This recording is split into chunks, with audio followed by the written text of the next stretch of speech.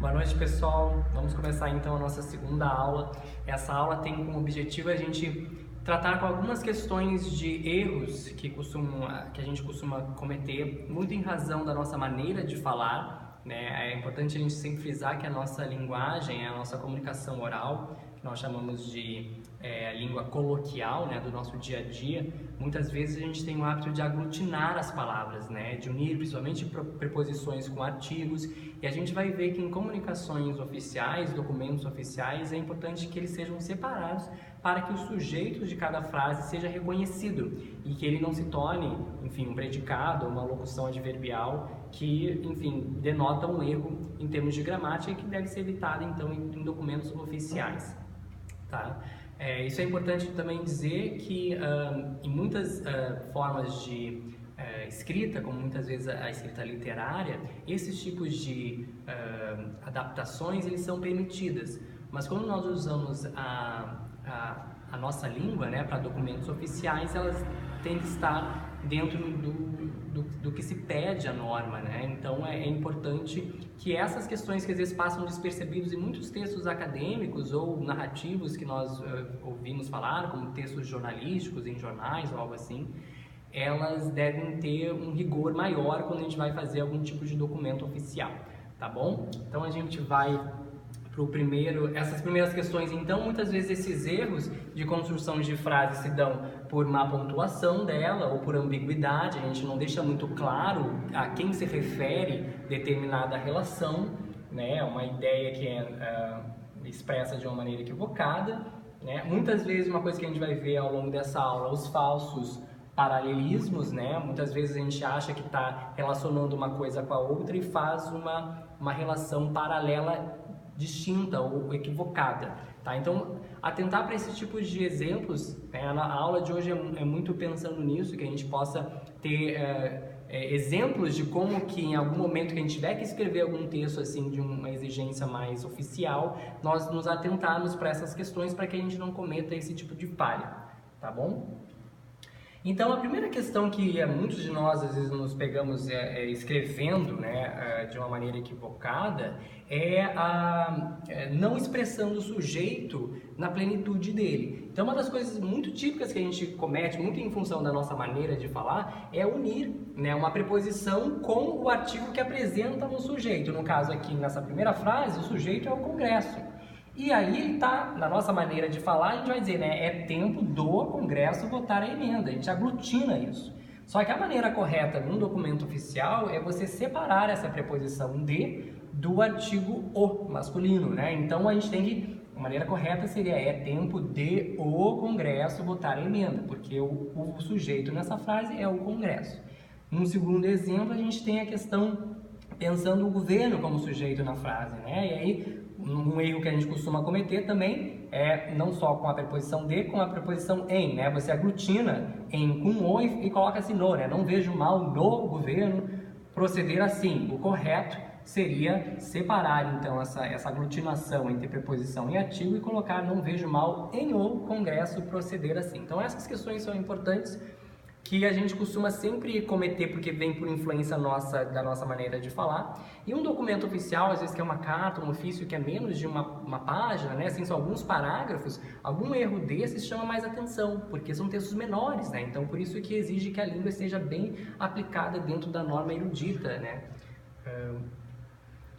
Outros exemplos onde o sujeito fica aglutinado e aí ele perde a sua função numa norma culta do português, usando pronomes demonstrativos também, como esses. Então a gente tem o hábito de falar, né, ou até de escrever em textos mais comuns, né, corriqueiros, antes destes requisitos, o correto seria antes de estes requisitos serem cumpridos. Então é importante que se faça essa separação entre preposições e pronomes demonstrativos aqui no caso, ou artigos que aglutinam. Aqui um outro caso, né, apesar de a assessoria ter informado em tempo, então é importante que faça essas separações, tá? Todas essas dicas que a gente está trazendo nas aulas é muito em função da nossa observação em termos da maioria das falhas que a gente comete por influência, né, do nosso processo corriqueiro, cotidiano de escrita. Tá? É importante frisar que essas observações e várias outras mais em detalhe estão no manual de redação da Presidência da República, que é uma apostila que é base para a nossa disciplina, que vocês têm acesso lá nos materiais, tá bom? Outro erro que a gente costuma cometer muito é em termos de frases fragmentadas, né? A gente acaba que, por às vezes um recurso estilístico ou por se inspirar em alguma questão às vezes mais de verso, de poesia, separa predicados de uma frase que não podem ser separados porque eles perdem um sujeito, e toda frase tem que ter um sujeito, né? Por exemplo, um caso aqui: o programa recebeu aprovação do Congresso Nacional. Ponto, termina, né? Depois de ser longamente debatido. Nessa segunda frase se perde sujeito, porque depois de ser longamente debatido, está em relação ao programa, que é o sujeito da frase, né? que está fazendo a ação. Então, nesses casos todos, a gente tem que atentar para a pontuação, para que ela tenha uma conexão, né? E aí, quando eu coloco um ponto final, eu estou dizendo que aquela frase se encerra e um novo sujeito teria que aparecer. No caso aqui não aparece, então é um erro de pontuação que acontece por fragmentar a frase. Tá? As formas corretas seriam ou trazer esse depois para frente, né? E colocar depois de ser longamente debatido, vírgula, o programa recebeu a aprovação do Congresso. Ou eu uso a vírgula depois ao final, como né, uma locução que está complementando a oração anterior. Bom, aí como a gente já mencionou, um dos erros que a gente comete muito, e isso pela nossa influência, às vezes, da maneira de falar, são os erros de paralelismo. Primeira questão assim, clássica que acontece é misturar um verbo expressado na sua redução infinitiva, né, no infinitivo, com outros que são conjugados. E aí acontece erro de paralelismo que nós chamamos. Um exemplo aqui, ó, eu relaciono um verbo economizar energia com outro que elaborassem. Não posso fazer isso dentro da norma culta. Como que seria o correto? Ou eu conjugo os dois, ou eu uso os dois no infinitivo. Pelo aviso circular, recomendou-se aos ministérios que economizassem energia e que elaborassem os planos para redução de despesas. Eu tenho que conjugar os dois verbos que estão se relacionando ao sujeito da frase da mesma forma. E a segunda opção aqui abaixo a gente vê ele relacionando ao infinitivo, né? Então, pelo aviso circular, recomendou-se aos ministérios economizar energia e elaborar planos para redução de despesas.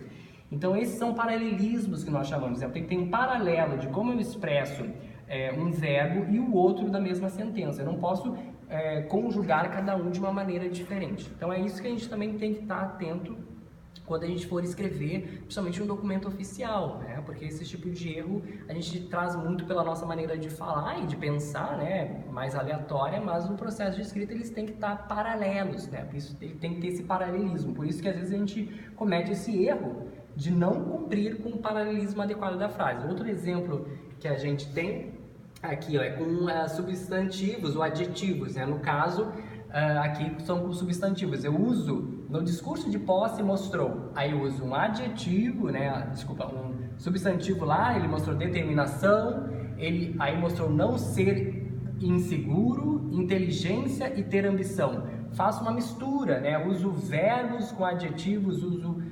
substantivos. O paralelismo ele exige que isso seja cumprido de uma maneira igual, se eu estou elencando vários elementos juntos. Então, se eu comecei com um substantivo, eu tenho que usar um substantivo para todos os outros. No caso aqui seria ter, no discurso de posse, determinação, segurança, inteligência e ambição.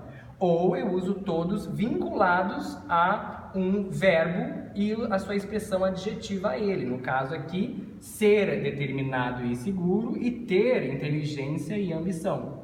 Então, eu relaciono os dois a um verbo específico. Eu não posso deixar assim solto, né? Eu uso um substantivo num caso, no outro uso um verbo com adjetivo. Eu não posso fazer essa mistura, isso é um erro de paralelismo. Então, essas coisas que a gente também tem que ter atenção quando for pensar o nosso processo de escrita. O outro exemplo que a gente usa muito, né, essa expressão pela nossa maneira de falar, que vai falando assim, e esse eque na língua culta, ela é uma falha, né? Então a gente tem que ter atenção.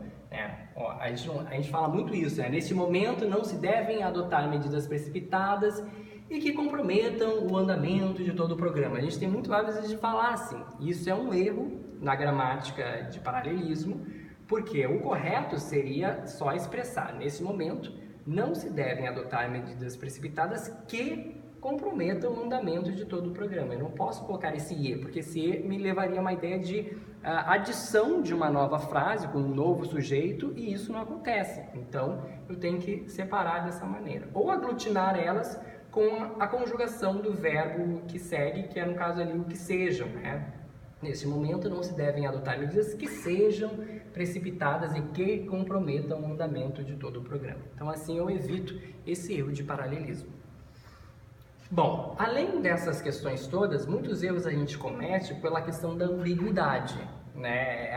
É típico da nossa língua, às vezes, a gente usar um pronome pessoal, ou um pronome oblíquo, um possessivo, e a gente não diz, mas a quem a gente está dando posse? A quem eu estou me referindo? Então, um exemplo aqui claro é: o ministro comunicou a seu secretariado que ele seria exonerado. Quem que seria exonerado? O ministro ou o pessoal, né, do secretariado? Então, essa fica a dúvida, né? Então, por isso, a gente tem que deixar mais claro, né, no processo de escrita: o ministro comunicou exoneração dele, então seria do ministro, ao seu secretariado. Ou o ministro comunicou a seu secretariado a exoneração deste no caso se referindo ao seu secretariado. Com pronomes possessivos e oblíquos também, né, você percebe o caso: o deputado saudou o presidente da República em seu discurso e solicitou sua intervenção no seu estado, mas isso não o surpreendeu. Daí, a quem que ele está sempre se referindo nessa fala, né? Então, tantos aí ambiguidades de pronomes possessivos como oblíquos. Para deixar isso claro, na escrita a gente tem que atentar, né? Então, em seu discurso, o deputado saudou o presidente da República, né? Termina aí o ponto para deixar claro que é no discurso do deputado. No pronunciamento, solicitou a intervenção federal em seu estado, o que não surpreendeu o presidente da República. Então, eu fico mais claro de que quem está se referindo a essas posses, né, do Estado, o Estado de quem que está vinculado ao deputado em questão. E, por fim, nós temos a questão do pronome relativo, que muitas vezes nos engana e nos confunde quando nós usamos o pronome relativo em que ele é impessoal, ele não caracteriza-se a ninguém. Então, fica assim na dúvida, no caso aqui, quem que roubou, né? Foi a mesa do gabinete? Né? Fica uma dúvida. Para evitar isso, nós podemos usar um outro pronome relativo que substitui em que é o no qual ou na qual. Então, no caso aqui, roubaram a mesa do gabinete no qual eu costumava trabalhar, eu sei que foi o gabinete, né? Que foi roubado. E aqui, roubaram a mesa do gabinete na qual eu costumava trabalhar. E eu sei especificamente que é a mesa que eu trabalhava que foi roubada. Tá bom, gente? Essas todas são dicas importantes para a gente ter em mente. A gente separou exclusivamente essas porque são as mais corriqueiras que a gente vê acontecendo, né, em termos de falhas e de erros no processo de escrita. E espero que essas dicas tenham sido válidas para todos vocês.